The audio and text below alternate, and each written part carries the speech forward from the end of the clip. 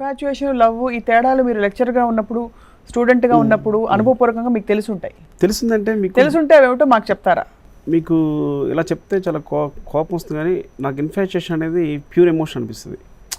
అరే ఒక అమ్మాయి చూడగానే ఒక చిన్న ఫీలింగ్ కలిగింది అనుకోండి, సో ఏ క్యాలిక్యులేషన్స్ లేకుండా డైరెక్ట్గా ఒక అమ్మాయి చూడగానే భలే ఉందరనో సంథింగ్ ఏదో ఏదో ఒక చిన్న స్పందన కలిగితే అది ప్యూర్ ఎమోషన్, దాంట్లో ఏ క్యాలిక్యులేషన్స్ లేవు.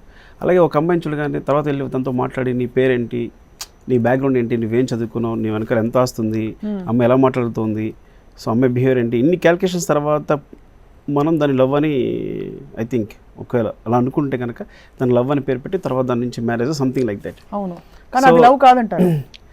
లవ్ కారంటే మీకు లవ్ అనేది ఒకవేళ అదే లవ్ అయితే కనుక అది క్యాలిక్యులేటెడ్ అంటాను నేను. అవును, ఇదే ఇన్ఫాక్చుయేషన్ కనుక ఇది ప్యూర్ ఎమోషన్ అంటున్నా. But it enjoy your lecturer days అంటే డెఫినెట్గా అండి, ఎందుకంటే అందరూ 16, 17 అందరూ చిన్న అంటే కరెక్ట్గా బడింగ్ ఏజ్ అనమాట, ఇంకా ఎదుగుతున్న వయసులో ఉంటుంది.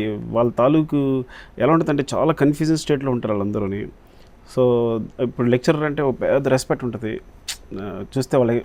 అంటే ఇప్పటికీ నేను ఐ థింక్ డైరెక్టర్గా పొందే దీనికన్నా లెక్చర్గా వచ్చే ఆ రెస్పెక్ట్ని బాగా ఎంజాయ్ చేస్తాను. సో వాళ్ళకి వచ్చినప్పుడు నేను చూసినప్పుడు వాళ్ళ కళల్లో వేరే ఫీలింగ్ ఉంటుంది. So I think very good experience lecturer అనేది లైఫ్లో మర్చిపోలేని రోజులు అనమాట అవన్నీ. ఎన్ని రోజులు చేశారు లెక్చరర్గా మీరు? మోస్ట్ 7 years చేశానండి.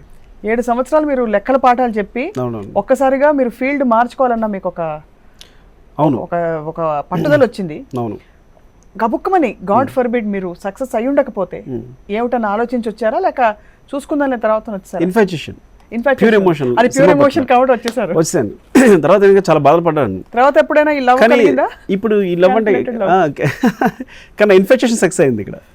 సినిమా పట్ల నాకు ఇన్ఫాచ్యుయేషన్ నిజంగా చెప్పాలంటే నాకు 35,000 40,000 శాలరీ, ఆ టైంలో ఆ శాలరీ అంటే చాలా ఎక్కువ. అలాంటి శాలరీ వదిలేసుకుని మొత్తం ఇక్కడ ఏంటి జస్ట్ నీకు మంత్లీ 1,500 కూడా రాదు. సో మంత్లీ 35,000 1,500కి చాలా డిఫరెన్స్ ఉంది. మొత్తం లైఫ్ స్టైలే మారిపోయింది. అందరూ మంచి డ్రెస్, మంచి షర్టు, అంత హడావుడి ఇన్ చేసుకుని పెద్ద హడావుడిగా మేనేజ్ చేస్తున్నాను. తర్వాత సడన్గా నేను ఐ థింక్ ఒక షర్ట్ కొనుక్కోవాలన్నా ఆలోచించాలి డెఫినెట్గా. సో అలాంటి పరిస్థితి వచ్చేటంటే సినిమా పట్ల ఇన్ఫాచ్యుయేషన్ ఎంత అది ప్యూర్ ఎమోషన్. అందువల్లే మేబీ సక్సెస్ కాకపోతే డెఫినెట్గా ఇప్పుడు నేను ఇన్ఫాచ్యుయేషన్ కాబట్టి ఫెయిల్ అయినా అనుకోవచ్చు, సక్సెస్ అయింది కాబట్టి నా ఇన్ఫాచ్యుయేషన్ గొప్పదని చెప్పొచ్చు. మేము ఎవరి ఎక్స్పీరియన్స్ని బట్టి వాళ్ళు నేర్చుకుంటారని చెప్పాను కదా, అదేనండి.